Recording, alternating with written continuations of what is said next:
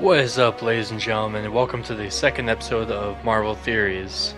Sorry it's been so long, I was on vacation, and now I am back. So, the things that I want to go over in this episode are pretty simple. I want to rank or give my reviews of the TV shows that have come out since WandaVision, and just to tell you what the shows are, they are WandaVision, Falcon Winter Soldier, Loki, What If, Hawkeye, Moon Knight, and Miss Marvel, because Miss Marvel did just finish filming, well, not filming, but you know what I mean. Anyways, let's dive right into it. Alright, so WandaVision. I think this is, I don't know. Besides all the shows, this is my least favorite because I had more questions than answers. You know, each episode was interesting at some points, but it just raised more questions than answers. And I was not a fan of that personally. Excuse me. I think the story was all over the place. I might have to rewatch it, but you know, I was just questioning a lot about it. The second thing I wanted to mention about this show is the only cool thing was Scarlet Witch became known at the end of the show. Like, she got her powers from Agatha. She absorbed like the chaos magic or whatever, and Agatha revealed to her that she is a Scarlet Witch, which is one of the most powerful beings in the universe. And it was kind of cool to see that transformation. And one of the only things about the show I really did not like was personally just seeing the relationship between Vision and Wanda, because something just feels off about that whole thing. And I know a good buddy of mine, he would definitely agree with me on this, because he is a over glorified toaster who doesn't know what he's doing. And yeah. Anyways, you know who you are, buddy. The next thing I want to get into is White Vision. So I believe it's a post-credit scene at the very end, if I'm right. One credit scene at the end of the show, or towards the end of the show, you see another body, but this time it's created by what is it? Some department, like not damage control, but something else. The government in general, probably. Anyways, that was another thing I was really confused about in the show. Like, where are we gonna see him next? Because he didn't really have a important role in that show. So I'm kind of curious as to where we'll go when we'll see him again next, and what his story arc will be like. Or maybe we'll see him in the upcoming show that Marvel is going to announce here pretty soon and release more information about, called Ironheart. I can get into that in a different episode. Basically, it's another Iron Man, but this time it's a girl. Anyways, next show on my list is Falcon and Winter Soldier. This show I definitely liked better than WandaVision, just because I like seeing the interaction between Bucky and Falcon. I think it's pretty funny to see them talk and just share these conversations with each other and team up. They seem like there's definitely a bromance there. Personally, I wasn't sure about Sharon Carter, because at the end of the series you see that she is the power broker. I personally didn't see that coming, and I wasn't sure how to feel about that, because personally I wanted her to have a different role, but I wasn't sure what I wanted. But you know, it is what it is, and I think we'll see her next in Armor Wars. That's right, sorry, my bad, guys. Armor Wars, because that's gonna deal with actually, I'll say that for another video. Let's see. Another thing is, I gotta rewatch it because I remember parts of it, but to be exact with how I feel about the show, I probably should rewatch it. But I will also say that I like how Falcon grew into the Shield, and I like the story, but the pacing was a little bit slow sometimes, I feel like. But although that's how the show progressed, I think it was pretty good. Um, and one thing I did wish that it was Bucky instead of Sam. You know, Cap in what is it, Endgame wanted to pass it down to Sam, but he was hesitant. So I don't know. I could just see Bucky handling this mantle a lot better. I don't know, but I don't know. I think I'll give Sam Wilson a chance. I mean, the suit was pretty decent looking. Alrighty. So, next show, Loki. Definitely top 3 so far. What I loved is that Kang was being introduced at the very end of the show. This is a villain I've wanted to see for a really long time because he is basically a big villain. I mean, he might be close to Thanos big because he can corrupt the timeline, and he's basically the master of time. Like you saw in the show, he had a script for everything going on. He had a specific plan for everything to happen. But towards the end, when the events of No Way Home, WandaVision, and I think something else happened, that's when He Who Remains was like, oh no, I don't know what's gonna happen now. So Loki battled Sylvie, and Sylvie just wanted to kill He Who Remains because she wasn't happy with how her life had turned out. She was always on the run, and this was her chance to make things right in her perspective. But Loki got pruned, I think is a term, back to the TVA, and from there the TVA was completely different because you see in that final episode that there was a statue of Kang the Conqueror, one of his variants, and Mobius had no idea who he was. So there is a second season confirmed for Loki. Moving on, the character development and just the complex story in general. I really like this approach to Loki.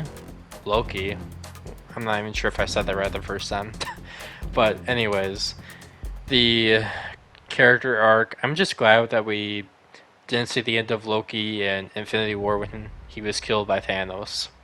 I'm really glad that they took a different route when he took the Tesseract in Endgame. And I'm really glad that we've gotten more of his character. And I'm looking forward to season 2. Alrighty, next TV show on my list is What If. I think this,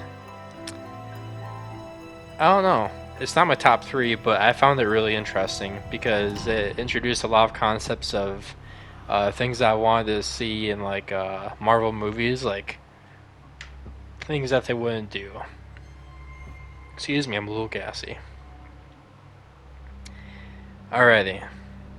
So first thing I'm going to say about the show is Vision is dumb because he killed Thanos in the episode.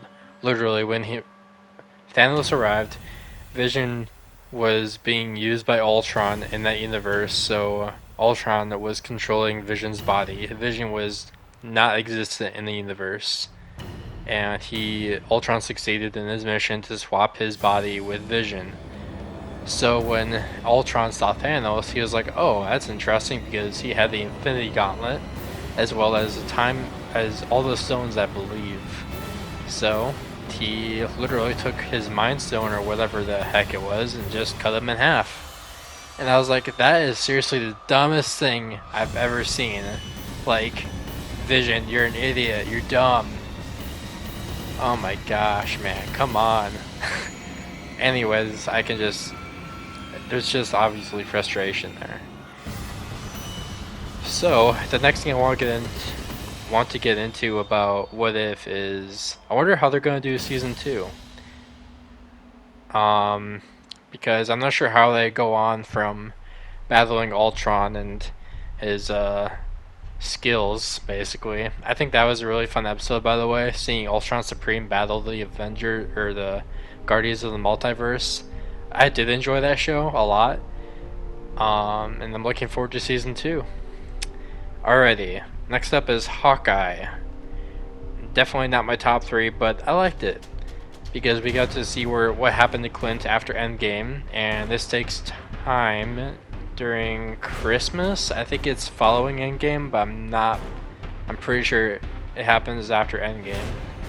I personally really enjoyed Kate Bishop and Echo having those characters be introduced, because they're setting up the Young Avengers, I believe, from the comics. Because let's face it, these characters like the original Avengers, they're not gonna stick around forever. Chris Hemsworth, Robert Downey Jr., all these actors that started the Avengers, they're not gonna stick around forever. And I can go into this in another video for the Young Avengers and how they're being introduced. But anyways, Echo is having her own show. She was the deaf character in Hawkeye, and she was the niece, I believe, of Kingpin, which I was kind of shocked to see that he was in there. But I will give credit to some YouTube channels I keep watching called Cosmic Wonder. He's a really good source. I definitely recommend his channel. I'm not sure what his sources are, but I'm sure that he just gets a lot of stuff from the internet, but he seems like a really solid guy.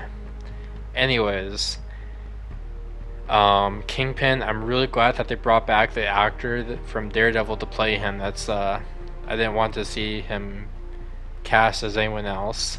And also, I'm gonna say this right now, there's no way he's dead. No absolute way, because here's the thing, they just brought him back, like I just said, from the Daredevil TV series, and people love him as Kingpin. It's like, Marvel, why would you do that? But here's the thing, in the comics, he was shot, I believe, don't quote me on this, I believe he was shot in, well, a specific part of the body. He lost his vision in one eye, or both eyes maybe, but I think they're going to go based on the comics, because there's no way they're getting rid of him with only 2 episodes of having Kingpin shown. Let's see. Also, with Hawkeye, I really enjoyed the connection with Daredevil as well. Obviously, Daredevil showed up in Spider-Man No Way Home, and I was stoked. I was just speechless, because I wasn't expecting that. But I tried to stay away from all the spoilers at the time, so I was really happy with that.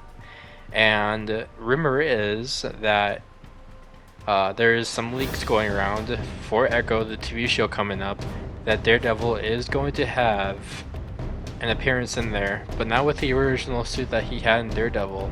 It's a black and red suit, so different kind of look to him, which I'm looking forward to. I really am. Alrighty, so that's it for Hawkeye. Moving on to Moon Knight. This was definitely one of my top 3 favorites that I've seen so far. Personally, I didn't find it predictable much. Like, I could say, oh, this is gonna happen.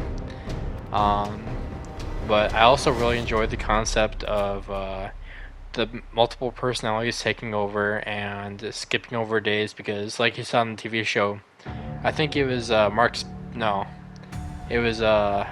I forget their names, I'm sorry, but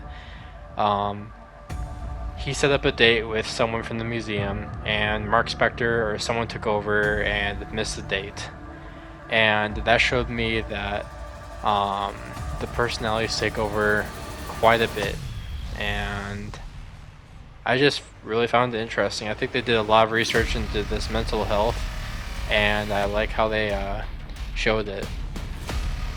Let's see. I enjoyed the character development, and I'm really thankful that they show the origin of Moon Knight, because there's a flashback where Mark Spector is dying, and he goes into this cave or something like that, I think, and he sees the moon god of Khonshu, and it's a statue of him, but he's literally dying at the step of Khonshu, and basically he talks to him and says, "Hey, you want my powers? Here you go." They make a deal. Bam, just like that. Boom. Anyways, I'm just really glad with how they handled the identity disorder as well. I found it really interesting. And personally, I'm wondering when the next appearance is going to be. I'm not sure if there's a season 2 confirmed, but that can't be all of Moon Knight, right? Anyways, the last TV show I'm going to go over in this episode is Miss Marvel. I would say this is one of my top 3 as well. So, here's my review of it. I had low expectations going in, and I didn't know what to completely expect, just because the trailers were making it look like they were more, appealing to a younger audience. I was like, that makes sense. It's based on that Pakistani girl in high school, so I was like, okay, I'll give it a shot. So after watching it, I really enjoyed the story because it focused a lot on her family and basically the bangle around her wrist as she was trying to find out her family history. And I like the humor. Sure, it was a little cheesy at times, but I really enjoyed how they took the story and basically connected the dots. Although I found it a little weird that Kamala was having such a huge crush on Kamran. I was like, what is it, Star Wars episode, like, what, 6 again, or 5? It's like, oh boy, I'm not sure I like where this is going. And they almost kissed. That's the awkward part. It's like, what? I don't know, that was just weird. That was cringy to me. That was too far. And then they found out, I don't know, it was just a whole weird thing. Anyways, it was cool to see the culture of Pakistan because Miss Kamala did go to Pakistan to visit her family to get some answers about the bangle, and she got the answers. Basically, I also it showed the structure about how her imagination works with just how she sees the world, which I found really cool personally. I mean, this is a form that we have. This is a way that Marvel hasn't really taken their shows before, and I was pretty thankful to be able to see that, and I think they nailed it, I think, for the most part. Let's see.